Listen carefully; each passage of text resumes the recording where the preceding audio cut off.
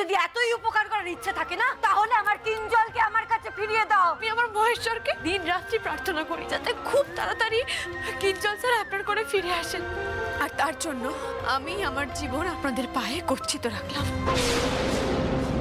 ও আমার সংসারটা কেড়ে নিচ্ছে, সব তছনছ করে দিচ্ছে, এই মেয়েটা সব তছনছ করে দিচ্ছে। প্রিয়া, শ্যামলীকে নিয়ে যা তো।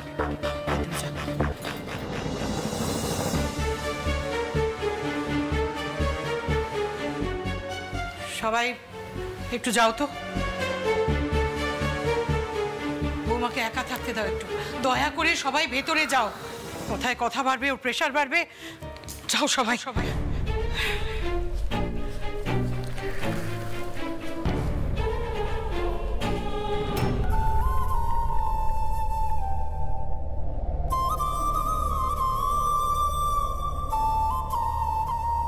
মামুনি,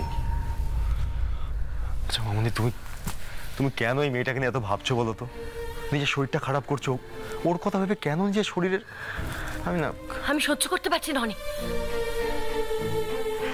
একেবারে সহ্য করতে পারছি না এই মেয়েটাকে আমি। ওর এই কান্না, মিষ্টি মিষ্টি কথা, উদ্ধারকারী রূপ আমার সহ্য হচ্ছে না অনি। এইভাবে আমার সংসারটাকে নিজের হাতের মুঠোয় করে নিতে চাইছে। ও আস্তে আস্তে এইভাবে আমার সংসারটা আমার কাছে কেড়ে নিচ্ছে অনি।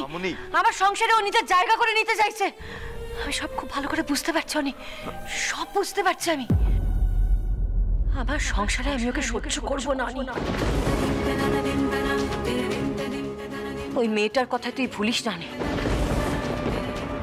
ওই মেয়েটাকে তুই তোর মনে জায়গা দিস না। মামুনি, তোমার কি মাথা খারাপ হয়ে গেল? কি বলছো তুমি এসব? মা, তুমি কি বলছো? শ্যামলীকে আমরা কোনোদিনও নিজেদের মনে জায়গা দিতে পারবো না, চাইলেও পারবো না। ও যতই চেষ্টা করুক মা, আমরা তোর আসল রূপটা জানি। ও আমার এক ছেলের মাথা খেয়ে এত বড় একটা সর্বনাশ করে দিয়েছে। আমার সর্বনাশ করেছে, আমার কিঞ্জলটাকে কেড়ে নিয়েছে আমার কাছ থেকে। এবারও তোর দিকে হাত বাড়িয়েছ অনি। অনি, তুই কিন্তু খবরদার ওর ফাঁদে পা দিবি না। না মামুনি, মামুনি, আমি কিঞ্জলের মৃত্যুটা ভুলে যাব। কিঞ্জলের দাদা ভাইটা একটা আমি মিস করি না বলে তোমার মনে হয়?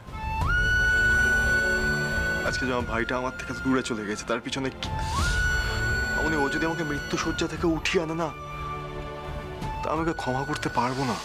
কি করবো বলো তো? আমি বুঝতে পারছি না, মানে এখন যা সিচুয়েশন হয়ে রয়েছে, না পারছি ওকে আমি এখান থেকে বার করে দিতে, আর না পারবো ওকে আমি ডিভোর্স দিতে। কি করবো আমি কি করবো বলো? আমি কি করবো?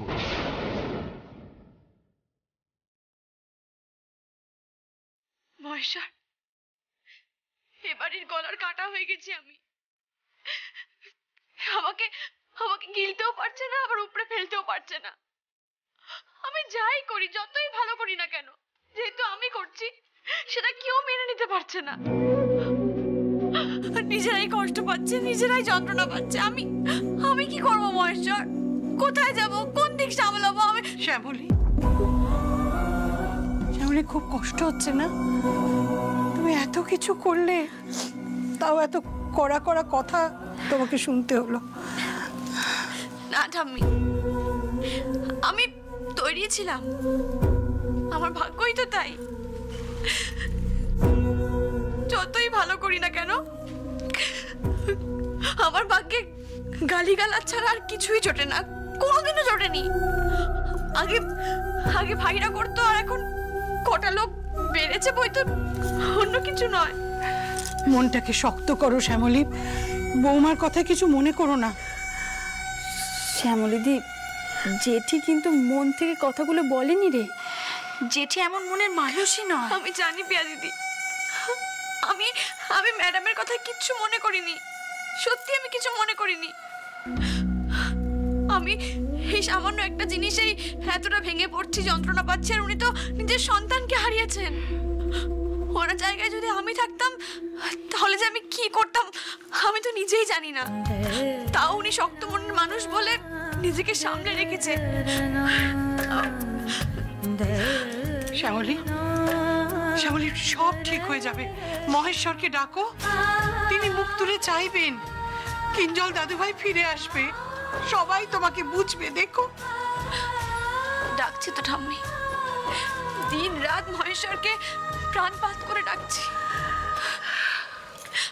আমি আমাকে নিয়ে ভাবি না ঠাম্মি, আমি শুধু চাই একটা বার কিঞ্জল স্যারকে আমার মহেশ্বর ফিরিয়ে দিই,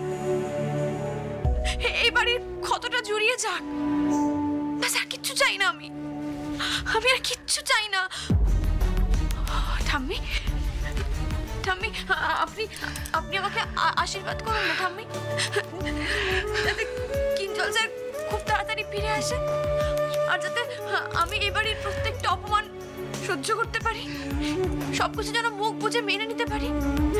হাজার অপমানের পর যেন এই বাড়ির মঙ্গল চাওয়া থেকে, স্যারের মঙ্গল চাওয়া থেকে আমি পিছিয়ে না আসি। এটা যেন কখনো না হয়। এই শক্তি যেন আমাকে মহেশ্বর দেন ঠাম্মি। দিদি ভাই একদিন আসবে, ঠিক আসবে সেই দিনটা।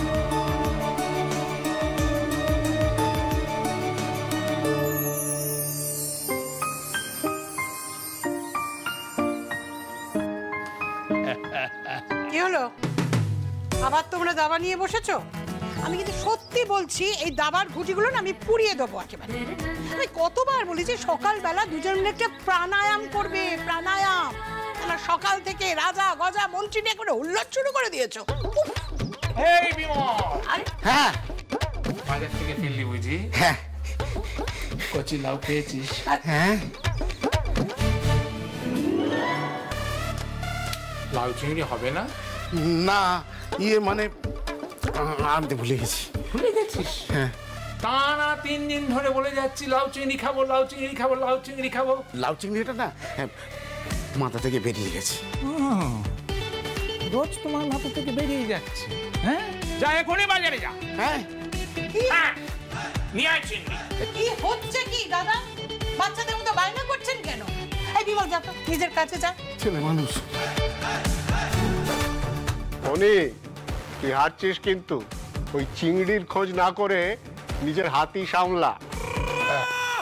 তুই যা খুশি কর, আমি খেলুম না, আর আজ বাড়িতে ভাতও খামু না। বুড়ো হয়েছি বলে কি এ বাড়িতে কোনো দাম নাই আমার কথা? বাঙালের বোকারে কয় আজ দেখামু। দাদা, কাল করে দেবো আমি। আরে দেখো, তুমি একটু সামলাও না। আরে বুড়ো মানুষটা একটু খাওয়ার জন্য আবদার করছে, তাও খেতে পারছে না। আমি বরং দেখি কিছু ব্যবস্থা করতে পারি কিনা।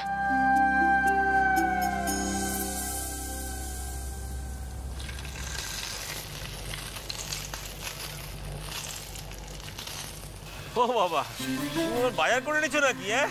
কি দরকার? আমাকে একটা ফোন করে বলে দিলেই তো পারতে, আমি তো নিয়ে আসতাম। জানো মা, আজকে বাজারে কি বাবা, চিংড়ি মাছ এনেছো নাকি? এইটুকু চিংড়িতে হবে? কাকা, এই রান্নাটা আমি হোটেলের জন্য করছি না, আজ আমি দাদুর জন্য রান্না করছি। দাদুর অনেকদিন ধরে ইচ্ছা হয়েছে লাউ চিংড়ি খাবে, কিন্তু যে বাজারে যায় সে রোজ আনতে ভুলে যায়। দাদুর আজ খুব অভিমান হয়েছে, তাই আমি ভাবলাম এখান থেকে রান্না করে দাদুর জন্য দিয়ে আসি। আসলে ওই বাড়ির হেসেলে ঢোকার তো অনুমতি নেই আমার, তাই আমি এখান থেকে রান্না করে নিয়ে যাচ্ছি। তাই বলো? কাকা, আপনি রাগ করলেন না তো যে আপনার অনুমতি ছাড়াই আমি এখানে দাদুর জন্য লাউ চিংড়ি রাখছি? এই দেখো দেখি, মেয়ে রান্না করে তার শ্বশুরবাড়ির মানুষজনদের খাওয়াবে, আর বাপ হয়ে আমি রাগ করবো? পাগলি একটা। নাও নাও নাও, রান্না করো, রান্না করো, ভালো করে রান্না করো। সেটাই তো চেষ্টা করছি কাকা, কিন্তু আমি না দাদুর জন্যই প্রথমবার রান্না করছি, কখনো করিনি তো আগে, তাই বুঝতেই পারছি না উনি কিরকম রান্না পছন্দ করেন। ভোগের খিচুড়ির রান্না স্বাদ এত ভালো হয় কেন জানো? ওই রান্নার মধ্যে থাকে ভক্তি আর ভগবানের প্রতি সমর্পণ। ওটাই ওই রান্নাকে আর 5টা রান্নার থেকে আলাদা করে দেয়। মা, এই যে তুমি রান্না করছো, এই রান্নার মধ্যে আছে তোমার চিন্তা, তোমার আবেগ, সব মিশে আছে গো মা। দেখবে তোমার এই লাউ চিংড়ি হবে সবার সেরা। তোমার দাদু খেয়ে ধন্যি ধন্যি করবে গো, ধন্যি ধন্যি করবে। সত্যি বলছেন? বলছি মা, বলছি। আর এও বলছি, দেখবে একদিন তুমি তোমার শ্বশুরবাড়ির ছেলের অধিকার পাবে। হ্যাঁ, পাবেই। তুমি তুমি মিলিয়ে নিও আমার কথা।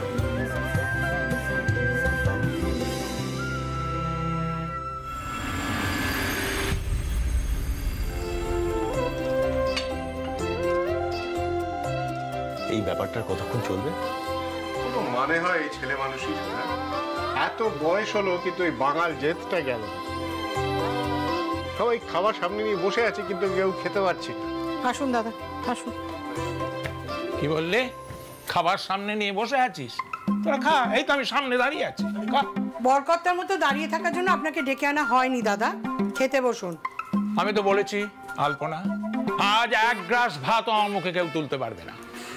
আরে বাবা, এটা কোনো কথা হলো? এরকম বললে চলে? কথা? কি কথা? এই যে বুড়ো হয়েছে বলে আমার কথার এ বাড়িতে কোনো মূল্য আছে? নেই। একটা কথা আমি 3 দিন ধরে বলে যাচ্ছি, শুনছে আমার কথা কেউ? কেউ শুনছে না। কেন? বুড়ো হয়েছে, বাবা লোকটা বকছে, আমাদের কি? বাবা আমার কথা শুনুন, ভুল আমার হয়েছে, আমি আপনার কাছে ক্ষমা চাইছি বাবা। আজকের দিনটা কে নিন, কাল আমি বিমল কাকাকে দিয়ে লাউ আনিয়ে চিংড়ি আনিয়ে লাউ চিংড়ি করে আপনাকে খাওয়াবো। আমার ভুল হয়ে গেছে বাবা, আমি কথা দিচ্ছি কালকেই। না না বড় বৌমা, বিমলের আসপদ্দাটা একবার দেখেছো? আমার কথার ইদানিং ও কোনো পাত্তাই দিচ্ছে না। না, বাজার থেকে ফেরার পথেই আমি কিন্তু মনে করে দিয়েছিলাম ও আবার যেতে পারতো না বাজার, যায়নি। বিমল কাকা, ও বিমল কাকা।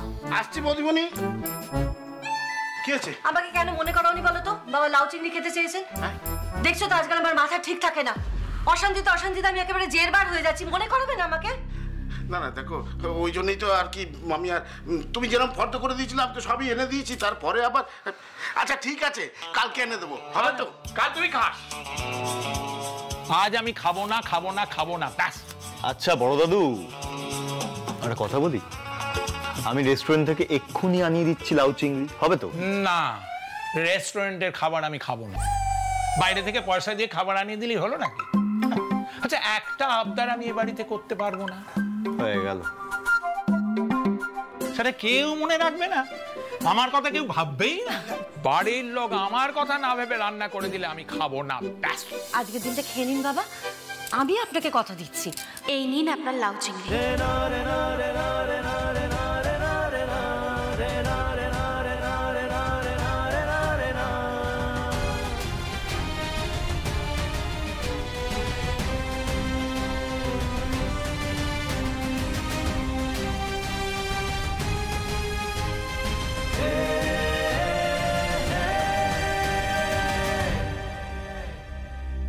এই নিন, আমি নিজে রান্না করে নিয়ে এসেছি।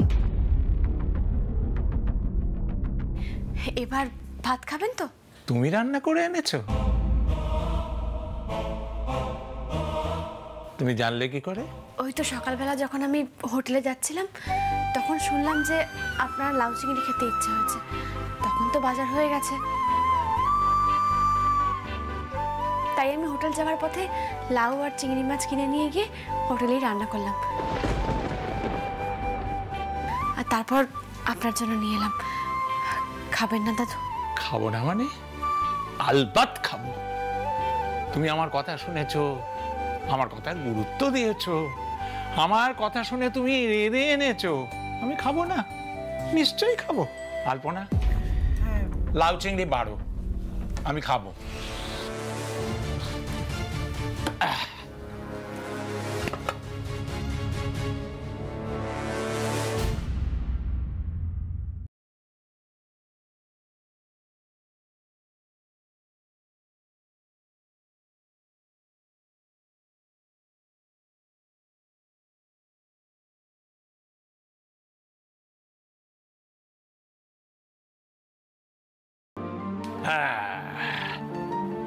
এসব কে খাবে? কিছু খাবো না। এটা তোলো তোলো তোলো, আসবো না, আজ খালি লাউ চিংড়ি আর ভাত।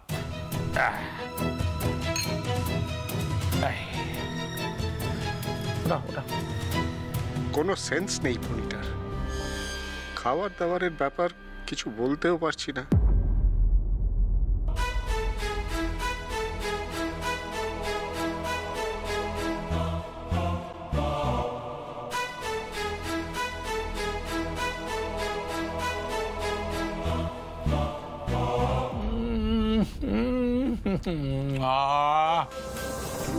অমৃত অমৃত, সত্যি তোমার রান্নার হাতখানি খাসা।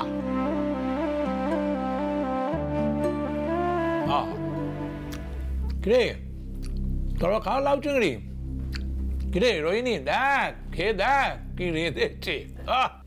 না দাদু, আমার তো চিংড়ি মাছে অ্যালার্জি।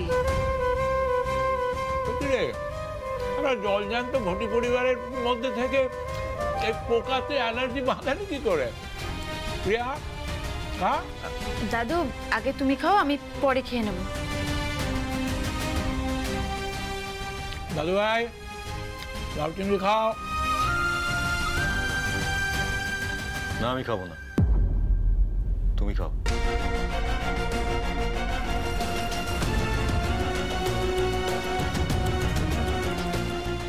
আমার রান্না আপনি মুখে তুলবেন না তো স্যার? জানতাম। থাক, তাও দাদু তো খেলেন। মহেশ্বর, এত মানুষকে পেট ভরে খাওয়াই, কিন্তু কোনোদিনই কি এই বাড়ির মানুষগুলোকে প্রাণ ভরে খাওয়াতে পারবো না? সে কপাল কি কোনোদিনও হবে আমার? কে জানে। এ মধু, আরে কি ডাল চচ্চড়ি দিয়ে খাচ্ছিস? এটা খা, এটা খা, চিংড়ি চিংড়ি। এই ফোনি, কি করছিসটা কি? বড় বৌমা আছে, তুই কি কিছুই বুঝিস না? ওরে কি মিস করলি মধু, কি মিস করলি। মা খেতে খেতে আমার ঠাকুমার কথা মনে পড়ে যাচ্ছে। আমার ঠাকুমার হাতে এরকম খলতাই ছিল বুঝলে। ফরিদপুরের 10 থেকে 12টা গ্রামে আমার ঠাকুমার রান্নার সুখ্যাতি ছিল বুঝলে। তোমারও ঠিক তেমনই হাত মা। আপনার ভালো লেগেছে? ভালো লেগেছে মানে? দারুণ দারুণ, খুব ভালো, খুব ভালো।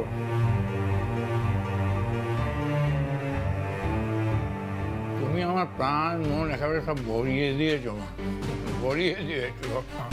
যাক, তাহলে আমার কষ্টটা সার্থক হলো। ঠিক আছে, আপনি তাহলে খাওয়া দাওয়া করুন, আমি বরং যাই, ওখানে আবার অনেক লোকজন আসবে খেতে।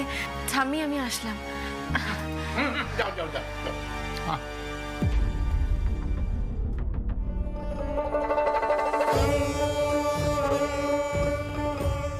ইস, ভালো করতে গিয়ে মেয়েটা যে নিজের বিপদ নিজেই ডেকে আনলো। আবার কি প্রলয় হয় কে জানে। মেয়েটাকে দেখে রেখো ঠাকুর। আরে শ্যামলীদি, চলে এসেছে শ্যামলীদি। 1 মিনিট, হ্যাঁ 1 মিনিট। কাকা হ্যাঁ একটু শুনুন। হ্যাঁ আসছি মা, বলো। এনারা কারা? ওরা তো অনেকক্ষণ ধরে তোমার জন্য অপেক্ষা করছে। এই হোটেলের ছবি তুলতে চায় আর তোমার সাথে কথাও বলতে চায়। কেন হোটেলের ছবি কেন? আর আমার সাথেই বা কি কথা? আরে শ্যামলীদি, জেনিফার স্টার্ক এসেছিল এই হোটেলে। এই হোটেলে এসে উনি খেয়ে গেছেন। তাহলে সব চুপি চুপি করে ফেললে হবে?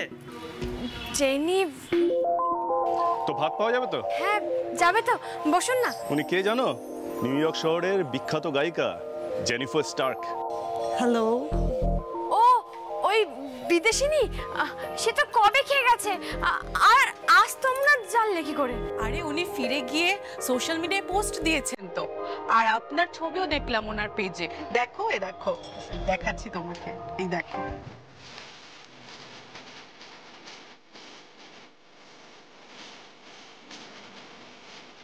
শ্যামলীদি, আমরা ঘরের লোক, এত বছর ধরে ফুড ব্লগিং করছি আর আমরা জানতে পারলাম না। এদিকে জেনিফার স্টার্ক এসে তোমার দোকানে খেয়ে গেল। তাহলে শ্যামলীদি, জেনিফার স্টার্ক যে হোটেলে এসে খেয়ে গেছে আর যার হাতের রান্নার প্রশংসা করে গেছে, সে তো যেমন তেমন মানুষ নয়। আমরা আজকে সবাই ভিডিওটা করব, এই ভিডিওটা করে সোশ্যাল মিডিয়ায় পোস্ট করব। এটা সোশ্যাল মিডিয়ায় পোস্ট করলেই সবাই জানতে পারবে তোমার হাতে কি জাদু আছে, বুঝলে? দেখবে দেখবে দূর দূরান্ত থেকে লোক ছুটে আসবে তোমার হোটেলে তোমার হাতের রান্না খেতে। এটা করলে হোটেলের বিক্রি বাড়বে? হ্যাঁ একদম। তাহলে বেশ, আমি রাজি। কি করতে হবে বলুন, আমি করছি। আচ্ছা দাঁড়াও 1 মিনিট। ঠিক আছে, এবার শুরু করি। আচ্ছা চলো।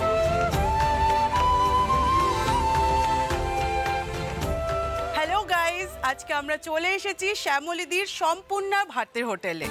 আর এটা কিন্তু একটা হিডেন জেম। আর আপনারা হয়তো এই হোটেলের ব্যাপারে খুব একটা বেশি জানেন না। এই হোটেলের খাবার খেয়ে স্বয়ং জেনিফার স্টার্ক ভীষণ প্রশংসা করে গেছেন। তাহলে শ্যামলীদি, আমরা জেনে নিই আজকের মেনুটা কি, মানে আজকে তুমি কি কি রান্না করেছো? আজকে কি রান্না হয়েছে? আজ হয়েছে সবজি দিয়ে ডাল, মাংস, রুই মাছের ঝোল, আর হচ্ছে ফুলকপির রোস্ট, আর তার সঙ্গে হচ্ছে আলু ভাজা। অসাধারণ অসাধারণ। আচ্ছা দিদি, আমাকে একটু ডালের কনসিস্টেন্সিটা দেখাও তো। হ্যাঁ, মানে ডালটা কতটা ঘনত্ব, মানে ডালের ঘনত্বটা যদি একটু দেখাতে। হ্যাঁ। তো তোমরা দেখতে পাচ্ছ গাইস, ডালটা কতটা ঘন এই ডাল। আচ্ছা দিদি, এই ডালটা কি পুরোপুরি পিওর?